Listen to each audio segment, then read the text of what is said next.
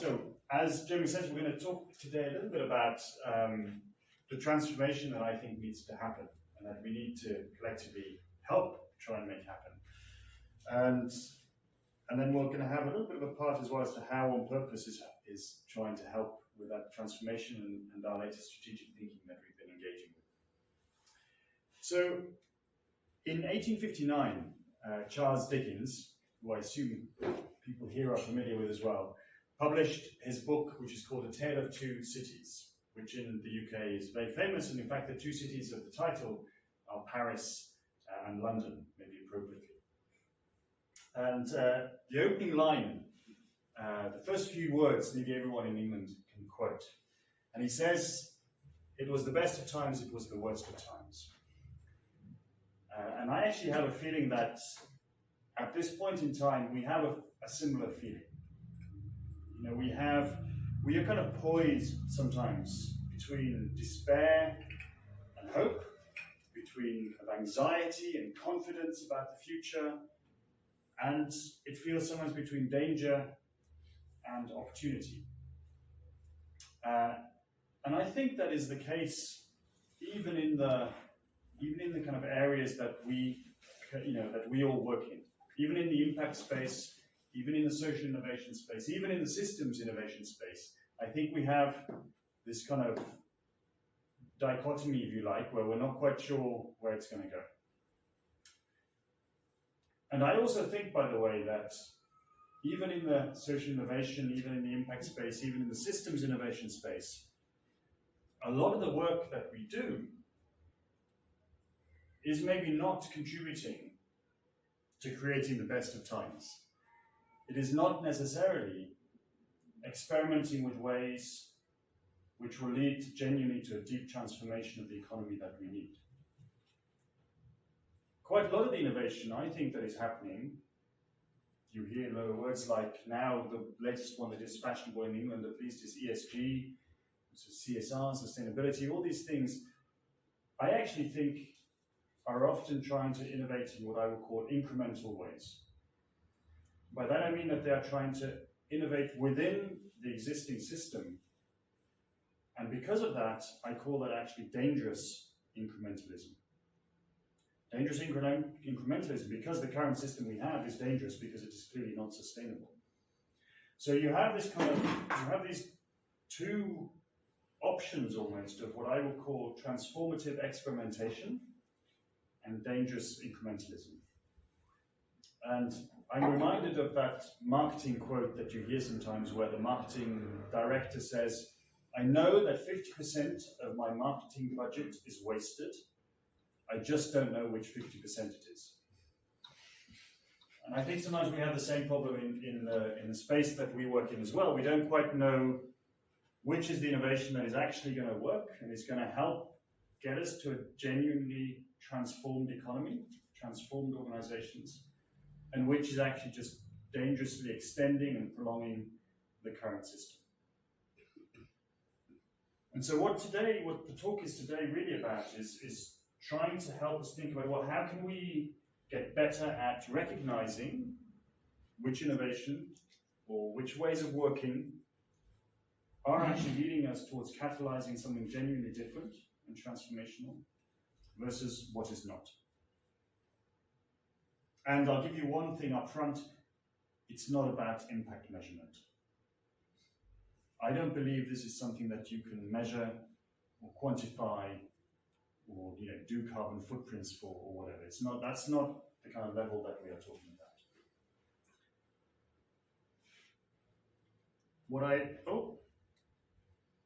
Here we go. What I actually think it's about, or one way of thinking about this, is to think about 4 shifts that I think need to happen. I'm afraid this is where you see that I used to be a management consultant. They all have to start with the same letter. There's a shift in practices, there's a shift in purpose, a shift in our attitudes to people, and a shift in paradigm. And I want to talk about these 4 shifts this evening by telling you a tale not of 2 cities, but of 2 companies. And now, has anyone heard of this company? Yeah? More drink than So everyone who drinks a lot of beer, clearly. So Brewdog was founded in 2006 by James Watt and Martin Dickey, apparently at Martin Dickey's mother's garage. And they started off, filling the bottles by hand. It was just the two of them with a dog for company, hence the name of the brand. But quite quickly they won awards, and today they are apparently Europe's #1 craft beer brand and pub chain.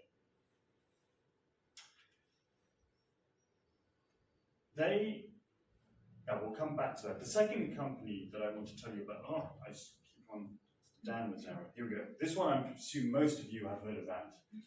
In the UK, it's the other way around. I know the first one, not so many people know the second one. You probably know this story better than I do, but in 2015, Nicolas Chaban was investigating the French milk market, and he realized that with every litre of milk that French farmers sold, they made a loss. And this was contributing to not just a wave of bankruptcies amongst French farmers, but also probably to a wave of suicides. And just 1 year later, in 2016, by the end of 2016, he was joined by Laurent Pasquier, and they had launched their first product in French supermarkets. They were selling milk, and today they have developed over 30 products already. They are expanding to nine countries, and they are apparently France's fastest ever growing new food brand, which is exciting. So let's think about these two companies and in terms of the practices that they have. And the shift in practices that I think needs to come about is a shift that goes from trying to essentially maximize the present, think about what we want or need now, towards regenerating the future, which is how do we make sure that we are still going to be able to operate, we are still going to be able to live, we are still going to be able to be here in 10, 20, 50, 100 years' time. So for Brewdog, they have some exciting practices. They are B Corp, they have a B Corp score of 81.8. Actually don't know what our B Corp score is now. Slightly wrong. That's similar. I would like to say it was higher, but it's probably similar. They say they put employees at the center of their business and they distribute 10% of their profits to employees, which sounds good as well. And they also, maybe most interestingly, they have world's first carbon negative brewery. So they sell carbon negative beer, which feels very much what that is about regenerating the future, because it needs to be carbon negative to make sure that we still have a climate in future, etc., etc. C'est qui le patron? I'm sure you will know, has lots of different interesting practices, but one of the main things that they are here for is that they want to ensure a sustainable living for French farmers. It's almost like a little bit of a local fair trade scheme. And secondly, they also have this very interesting practice where they co-create products with their consumers. They put out quite detailed surveys. They ask their consumers, what should this milk look like? Should it be organic? Should it be free range? How long should the cows be on grass? Are they allowed to eat any genetically modified organisms? How local do the farmers need to be to the supermarket that sells it, etc., etc. So they have this kind of co-creation thing. So which is also an interesting practice, and kind of you can think, well, that involves the consumer in designing the products they need. That's also quite an interesting practice. So, can we tell from this which one of these is maybe more about dangerous incrementalism versus transformative experimentation? I don't know. Well, we could try and do a carbon footprint. We could say, well, what is the value of having your farmers quite local to your supermarket versus having a carbon negative beer? We could try and add up all the social impacts of making sure that farmers don't go out of business versus distributing some of your profits to your employees such that they have better lives and so on. But frankly, I don't think that is going to tell us very much about which one is genuinely going to help catalyze this transformative change that we need to make happen. In fact, I would go as far as to say that impact measurement and our obsession with measuring things and quantifying things is actually part of the problem we have. It's part of, I think, very much mentality that is in the current, or if you like, in the legacy system that we inhabit. And it distracts us, I think, quite often from what is actually really important. So if we can't tell from this if we can't tell from this first shift, let's think about the second shift. This is the shift in purpose that I think needs to happen. And this is a shift from having a purpose that benefits yourself to one that is about playing your part in the wider system, working for the whole, if you like. In psychological language, or slightly more technical language, you can talk about it's a shift from self-actualization, how can I be my best self, to self-transcendence, how do I contribute to something that is beyond myself, transcending, literally going beyond, that is, you know, helps the wider whole that I am a part of. Now, this kind of split that you can see in different approaches to purpose, you can see lots of examples out there where actually it's quite obvious, even in some industries that you might not think of. This is Total's mission statement. I've used their mission statement, that's the language they use rather than purpose. Meet the demand for oil products worldwide. Well, you kind of think, well, the reason they want to do that is probably because they want to meet the demand, because they want to sell oil, and they want to sell it, you know, to maximize their revenues, because they want to make more profits, because they want to make their shareholders rich. That is about maximizing myself. That is about, you know, being self-interested. So, that, you know, on the pre-part of the shift. Versus, maybe controversially, this is part of BP's new purpose statement, which I actually think is very interesting. The bit that I think is particularly interesting is that they say we want to help the world get to net zero by 2050. It says 2050 somewhere else on the page, not in this particular quote. Now, I think if BP had written a purpose statement which says we want to get ourselves to net zero by 2050, everyone would have said, you know, for an oil company, that's pretty good. But they didn't stop there. They didn't just talk about themselves. They say, actually, we think that our role in the bigger system, and for them, you know, they're a big company, so the system they're part of is maybe a big system, it's the world. We should be using our assets, our knowledge, our abilities to help the whole world transition to a net zero world. That, to my mind, demonstrates some of this thinking which I think is around self-transcendence. You don't think about yourself, you think about what is outside and beyond yourself. Now, I'm not saying, by the way, that BP is doing this. I'm sure they act in lots of ways that is counter to this, that is counter to, you know, to creating a sustainable world, and they have lots of things that are going on that shouldn't be happening. But I do think that if you just look at this phrase, that is an interesting phrase.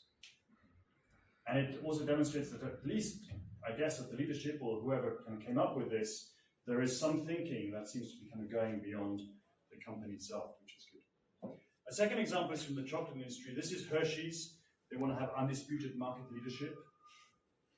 Again, it's kind of like, well, why? Well, it's probably fairly obvious why. I'm cheating a little bit. That's not their newest one. I think it's their last but one mission statement. I think now they have a slightly better one, but nevertheless. Versus Divine Chocolate. You may not know here in France, but in the UK is quite well known. Also in the US, run by a fellow now, by the way, who talk about, you know, that their mission is about stopping exploitation of farmers in the cocoa industry. So their mission is about something that is outside of their organization and their company. So let's think about our two companies then. Let's think about Brewdog and about C'est qui le patron. Brewdog's mission is they say that they want to make everyone as passionate about craft beer as they are themselves. C'est qui le patron? Actually, I couldn't find an explicit mission statement on their website, but I think we can probably fairly safely infer that it is about helping consumers to design the products that they actually need, and helping them to source those in a sustainable and ethical way. Now, at first sight, I would say, well, you know, the C'est qui le patron statement, it seems a little bit more self-transcendent. It seems a bit more concerned with the wider system, not just themselves. But on the other hand, I can say, you know, there's nothing wrong with being passionate about your product, and there's nothing wrong with wanting to make other people passionate about your product as well. You know, there's lots of things which, in the wider scheme of things, you know, we're going to need And we need people to be excited by, but themselves are not going to save the world. Even once we have transformed our economy, we are probably still going to need pencils. And we need some people to get excited about making pencils and buying pencils as well. So, I would say, even on the second shift, it's still maybe not that clear to be able to differentiate between Brewdog and Cycle Le Patron, whether both are genuinely transformative, or whether both are incremental, or whether there is a difference between them. So let's think about the third shift. This is the shift in our attitudes to people. And Frederick Taylor has a lot to answer for in this area. Frederick Taylor was an industrialist, an inventor at the beginning of the 20th century. He came up with a kind of discipline which was called scientific management. He actually talked a lot about organizations as systems and optimizing your system, making them efficient, making them effective. It's all good stuff. Maybe all language that we might use as well. But strangely, he had an interesting attitude to people. He thought that all his colleagues, all his staff, all his employees were basically trying to rip off the company. If they could be lazy, they would be lazy. There are a few other quotes that you can find if you Google him as well, which are not very complimentary about the people who work for him. So he somehow assumes that they do not have a very good intention towards the company. And somehow this became very influential. Because if you then go on and look in the middle of the 20th century at neoliberal management theories, one of the basic assumptions that neoliberal management theory and also economic theory makes is that humans are somehow intrinsically bad. Their motivations are not good. I mean, you see it in the fact that we assume that everyone is self-interested, but it also means that we have to, therefore, when we manage an organization, we have to somehow always be counteracting these bad tendencies that our employees have. This is where the whole idea of performance management really comes from. If you can't trust your employees, then you have to make sure that you set targets, but to make sure that they're doing work that you can measure, see how they're doing all the time, monitor them, and then make sure that if they reach their target, they get rewarded, and if they don't reach their target, there are other consequences for them. You can see the same attitude in a slightly more economic idea, which is called the principal-agent problem, which you may have heard about, but principals being the owners of company, agents being the management, the senior management, the CEO. And a lot of economic theory, from the middle of the 20th century onwards, is very concerned about the fact that the agents may not do the right thing for the principals. The managers will not do the right thing for the owners. That somehow the managers, the CEO especially, surely is not motivated by the right things, has the bad intentions, and therefore we need to control him or her. This is where quarterly reporting comes from. This is where stock options come from. Because if we give them stock options, then we can at least align the incentives so then they will do what's right for the shareholders. We can't trust them to do what's right for the shareholders without that. So this fundamental assumption that people are bad is actually very deeply ingrained in the management thinking that we have inherited. And it's one of the things that I think needs to shift. We need to shift our attitude from thinking of people as bad and as resources that we need to control, and that therefore we need to be able to measure and quantify and all these kind of things, to thinking of how can I relate to them as human beings. And a classic example of this is, who's heard of Brewdog? Brewdog, Dutch healthcare company.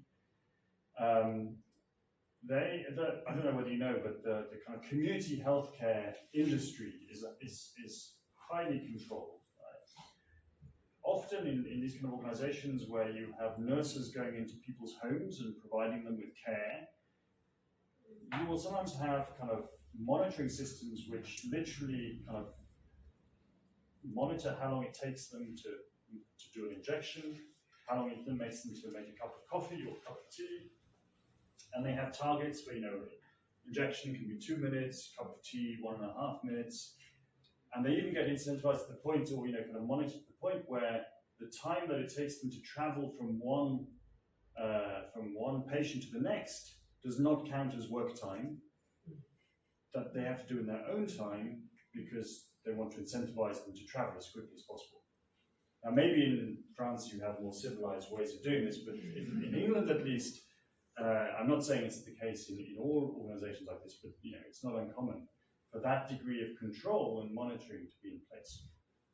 Brewdog in the Netherlands put this on its head. They organize themselves into local teams of, a dozen or so nurses, and the nurses have responsibility for a neighborhood, and they can basically care for the patients in the way that they think is best. The organization trusts them to care and to come up with the best way of treating and caring for their patients. Now, there are certain responsibilities. It's not just a free-for-all. They have to commit to kind of sharing learning with other neighborhoods, with other neighborhood teams. They have a big digital platform where this happens. If things are not going well, they get help from a coach, which the organization provides. And they also, I believe, use a kind of an admin system, a kind of digital platform that everyone uses, which helps them take off a lot of the admin work so they can focus on their care. But interestingly, not only do the healthcare outcomes go up in the places where Brewdog is working, but the costs also go down. And Brewdog, I can't remember this statistic exactly, but it now covers some significant proportion of the Dutch market. I mean, it's like 2/3 or something of community healthcare is now done by Brewdog. So, question again, what about our two companies? What about our tale of two companies? So, C'est qui le patron? I actually don't know. Someone here might know. I don't know what it's like to work inside C'est qui le patron, but I think implying from how they treat their suppliers, they treat them, as adults with respect. They want to pay them a fair price, and the trust that they give to their consumers, that they allow the consumers to decide on some very fundamental aspects of the products they are designing. I assume that they take this kind of adult approach to their employees as well, and they relate to them as human beings. Now, this is where, if you followed the Brewdog story, it gets a bit more disappointing. In the middle of last year, about 60, I think, former Brewdog employees wrote an open letter to the company, apparently supported by tens more former employees and quite a few current employees as well. And just to give you a couple of quotes from that letter, which relates specifically to people. One is that basically there was a culture of fear, and fear is a control mechanism. And the other, actually, they literally say, we did not feel that we were treated as human beings.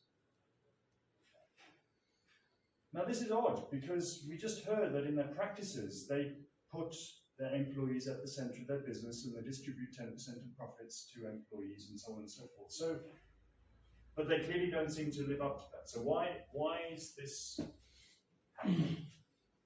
Why does this, so far we've kind of seen some really interesting practices. We've seen a purpose which looks perfectly interesting too. Now there's this kind of mismatch somehow. What's happening? But I think to understand that, we need to go into the fourth shift and to think about the paradigm.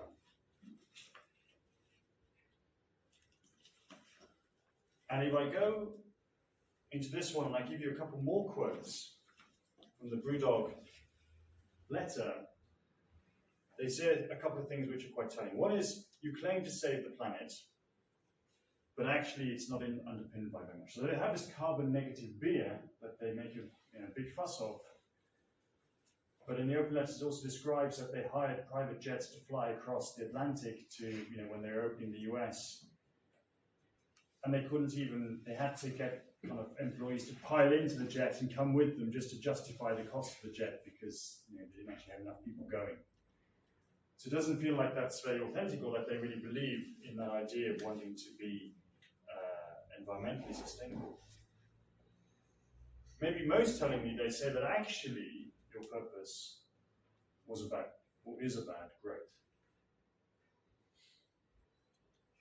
And this is kind of underpinned when you realize that in 2017, or this is underpinned by the fact that in 2017, they sold 22% of their company to a private equity company. Now, if you're going to sell to private equity, of course, everything in the run-up to that sale has to be about growth, otherwise they won't buy you. And everything after the sale will be about growth because the private equity company makes sure that it's all about growth, otherwise they can't sell you. But I thought just a small detail which was even more telling was that apparently the deal was worth £213 million. And of those 213 million, about 100 million went into the business, 113 million went to shareholders, of which 100 million went to the two founders. So you get a bunch of investment that is meant to help you grow and you to invest in your organization. And of the 230 million, 100 million, you say, actually, I'm going to take that myself. That's quite an indicator, I think, of what your real priorities and maybe your real purpose is about. And feels to me very much like the bit before the purpose shift, maximizing my own benefits rather than working for the whole. By contrast, let's think about C'est qui le patron. What values do they have? When I talk about paradigm, the shorthand I often use is values. Or what beliefs do we hold about how the world works? So, C'est qui le patron has a bunch of values on its website: transparency, verifiable, solidarity, etc. And those are interesting. And actually, I probably believe them as well, C'est qui le patron. But what I think is even more interesting is a couple of values that I want to try and describe to you, which are not the ones that are written on the website. The first one is that they don't believe in marketing. I had a conversation, Rima kindly introduced me to the NFT, and I had a conversation. I said to him,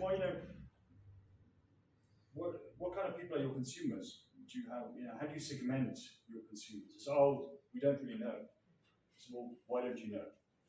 Surely you do some market research. Oh no, we don't do market research. Well, why do you not do market research? Well, we don't really believe in marketing.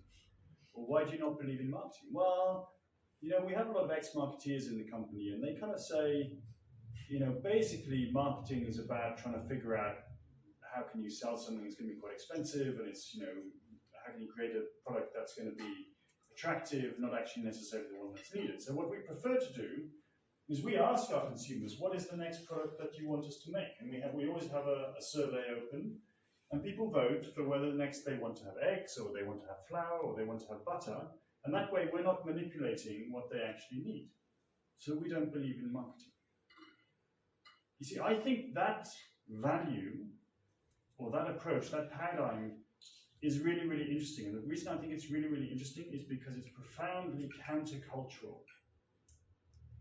It goes against everything you are taught in a business school or in leadership management courses and so on.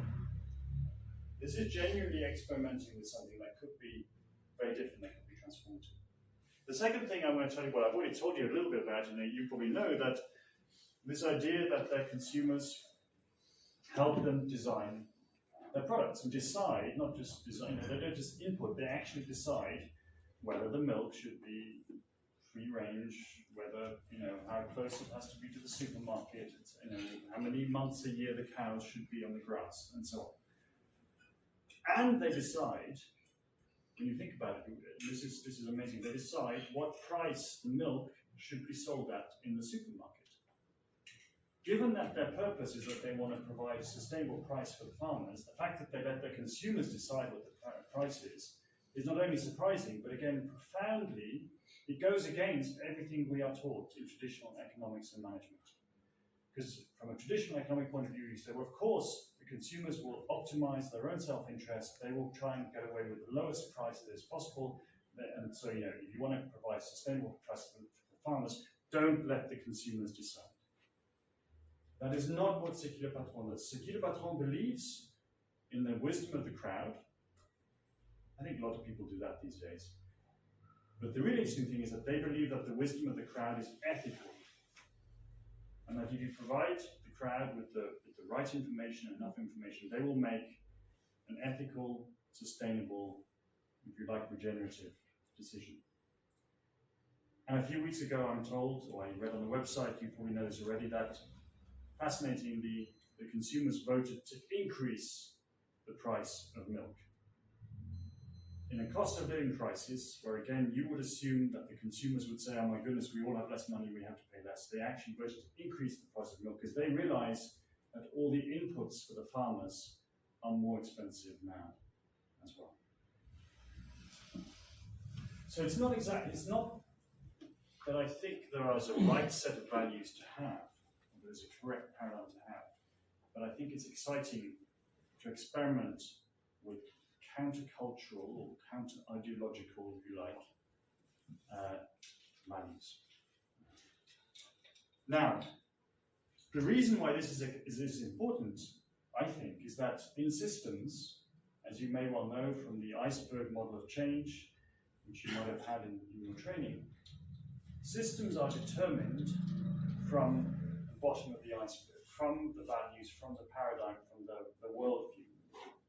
And change emerges, as you say, from the bottom up. So the practices at the top, which you see, actually are influenced by which values, which beliefs the system is rooted in. So if we don't change these beliefs and these values, we will never actually get a different set of practices. If you have a system and you just change the practices, they will always revert back to the old practices if you leave the old values and the old beliefs. If you'll let me have a geographic metaphor for a minute.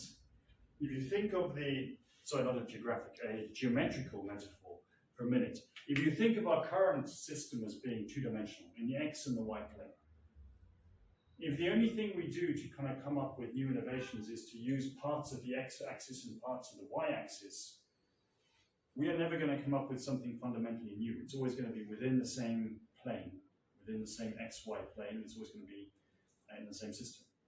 If you want to create something new in 3 dimensions, you need to include something from the Z-axis. That is how transformative innovation can happen. Now, this has, I believe, some implications for leadership as well. Traditionally, this is kind of one classic model of leadership. A leader is supposed to define reality, define what the present is, explain it to everybody. Then you design the future. This is where we want to get to. This is the future state. And then you develop the plan for how to get from here to there. And hopefully you then also are able to execute on it. I'm sure you kind of know these ideas from change management and so on. Now the only thing is, if you are in a complex system, by definition you cannot design the future because you don't know what the future is like. In complex systems, the future is not predictable. In complex systems, it's not possible to tell what the reaction of the system will be when you make an intervention. So this, almost by definition in complex systems, does not work. It's part of the reason I believe that we have been making so little progress on the big complex issues that we face collectively as a society, but also part of the reason why so many change projects in organizations, by the way, fail. So I want to propose a different idea of leadership. The first is that you need to experiment based on trust. And when I say based on trust, we need to experiment with different values, trusting that that's a good thing to do. I can't prove to you that using this value or that value is going to be better, because I hope it's going to lead to a different paradigm. And you cannot prove the new paradigm in the old paradigm. But I still believe that as leaders, we need to do some of those experimentations so that we can start seeing what might actually work. Secondly, I then do think that we still have to be able to evaluate those experiments against a future vision that we have. So I don't think we can be completely neutral about where these experiments are hopefully taking us. I think we need to have an idea that this is the kind of future we want to have. These are some principles, these are some values that I think are going to happen in this future. We can't design it, we don't know what the detail is going to look like, but we have an idea of the direction we want to head in. And when we look at these experiments, we need to be able to say, this experiment is kind of heading in the right direction, or this experiment is maybe not heading in the right direction. And then the third step is that we need to amplify these experiments courageously. Because at the moment, in the mainstream, we all kind of think this is all natural to talk about, but actually you go and talk to most of the world out there, you tell them about these kind of things, that's all very well, but it's a little bit naive, isn't it? Really? It's not actually how the world works. Let me tell you how the world really works. Here are some classic economic theories about how the world works. Of course, in reality, this is the only naive way of actually being, because the naive thing is to think that carrying on doing the same thing is somehow going to have a different outcome. But we need to have enough courage to be able to tell people about these experiments, about the ones that work, about the fact that you can do the business differently, about the fact that people will actually vote for a higher price of milk if you give them the opportunity, even in a cost of living crisis. And we need to we need to shout that from the rooftops and make that much more the mainstream thing, that everyone realizes that there's a different way of doing business. The good news is that these experiments are happening all around us all the time. There are hundreds and thousands of organizations like C'est qui le patron who are operating in ways which, according to classical management or economic theory, shouldn't really be happening. And they're often doing so, very successfully. So we don't even have to create these experiments. All we have to be able to do is to find these experiments and to be able to say, oh, that one's really exciting for these and these reasons. Imagine that we had augmented reality glasses, and rather than my glasses telling me, oh, I can buy that cup for £1.99 on Amazon, if my glasses told me, oh, here's an organization that does something really cool because it doesn't believe in marketing, or here's an organization that does something really cool because it guarantees a fair price to suppliers, or whatever it might be, if we all went through life like that, and we could help everyone else see life like that as well, then I think a transformation would happen actually pretty quickly. There is a twist, a final twist in the Brewdog tale. 10 days ago, a week before last, literally, they just announced that they are giving away 5% of their equity to their employees. Astonishingly, apparently, this is worth £120,000 over 4 years to every single employee. It's a lot of money. And apparently also, they're going to give 50% of profits of each pub to the team that runs the pub. And this is a first for the kind of hospitality industry and so on. So these are some pretty big announcements. So the question is, does this move Brewdog from the category of dangerous incrementalism to transformative experimentation? Now it's a trick question. All that I have described to you is two practices that Brewdog has changed and is making it even bigger. We don't know whether this announcement has come out of the fact that the two founders and the other owners of the business have, they've taken this open letter to heart and they've done some soul searching and they really want to change the purpose of the business and they You want to build it on different values. If that's the case, great. But it could also be what we call the last throw of the dice to try and maintain a business that is going to grow and grow and grow and grow, because they realize that they need to keep their employees at least happy enough to make that happen. And if we only look at the practices, I don't believe we can tell whether it's still dangerously incremental or might actually be experimentally transformative. So, to finish this bit of the talk, I think if we can focus on these 4 shifts, and we can develop a way of seeing where these shifts are happening, and then making it much clearer to everyone else that these shifts are possible and that they can happen and will happen, then, with apologies to Dickens, I think genuinely we can start building a future that will be the best of times.